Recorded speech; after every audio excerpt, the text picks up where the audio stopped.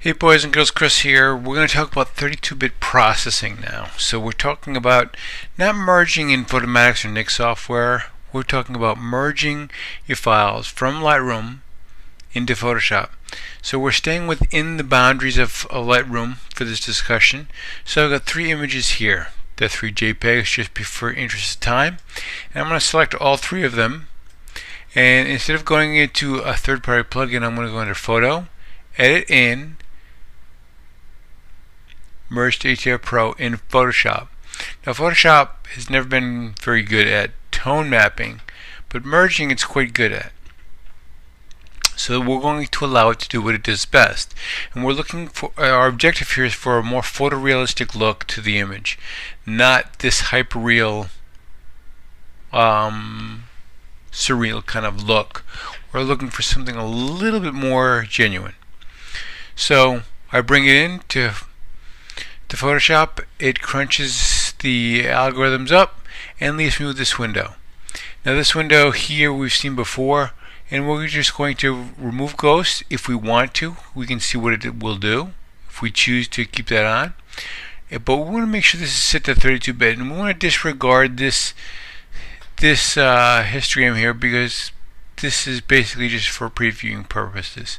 So we hit 32-bit file, and we have ideally we have set Lightroom up that when it exports it brings it back as a TIFF file, because if this yields a 32-bit PSD or Radiance or OpenEXR file, it will not be read in Lightroom. But watch what happens when it's just a TIFF, and I hit OK,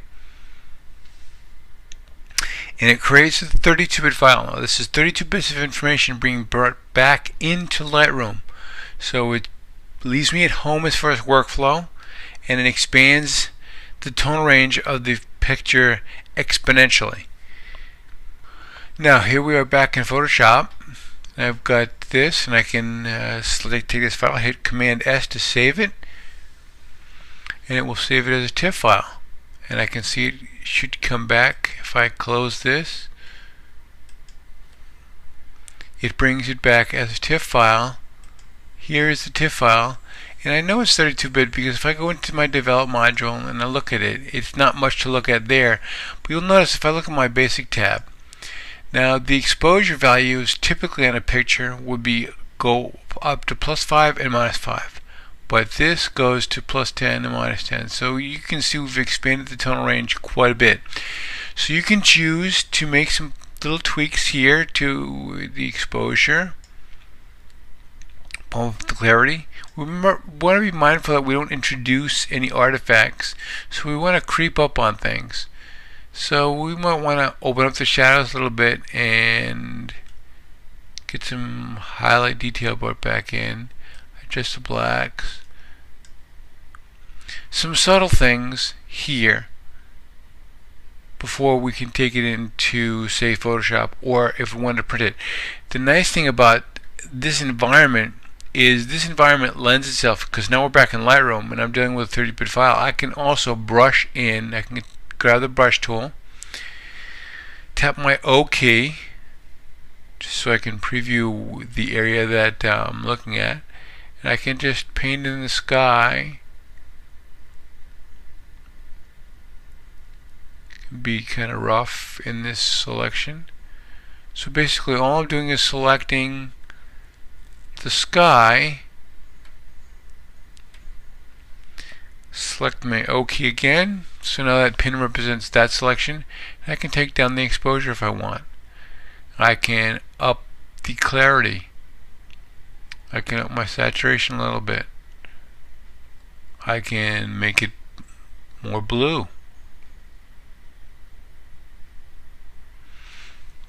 and I can also do the same thing to selecting the O key again for another pin. If I get a new pin, select the O key so I can identify the area, and I can do the water, and I can say make this bluer if I want. O key again, make this a little bit bluer by changing the temperature back, and I can get this top pin here, and I can maybe take the saturation down some. So say I want to pull the saturation back so it's almost gray. I add some contrast.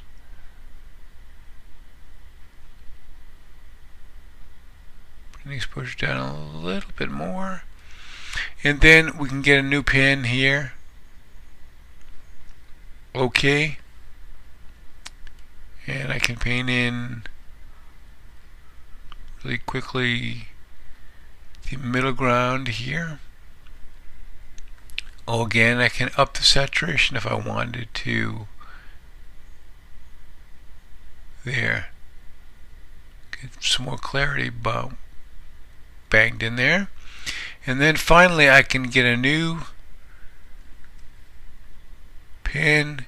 I can paint this area here, just this area where the reflections are.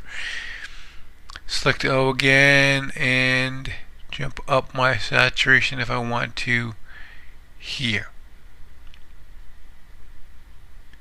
So there I've got a lot of options right in Lightroom. I don't have to go to Photoshop, even though I prefer my personal workflow that I would do some of the things that I think Lightroom does best, like the vignetting and things like that, maybe some details as far as sharpening and printing.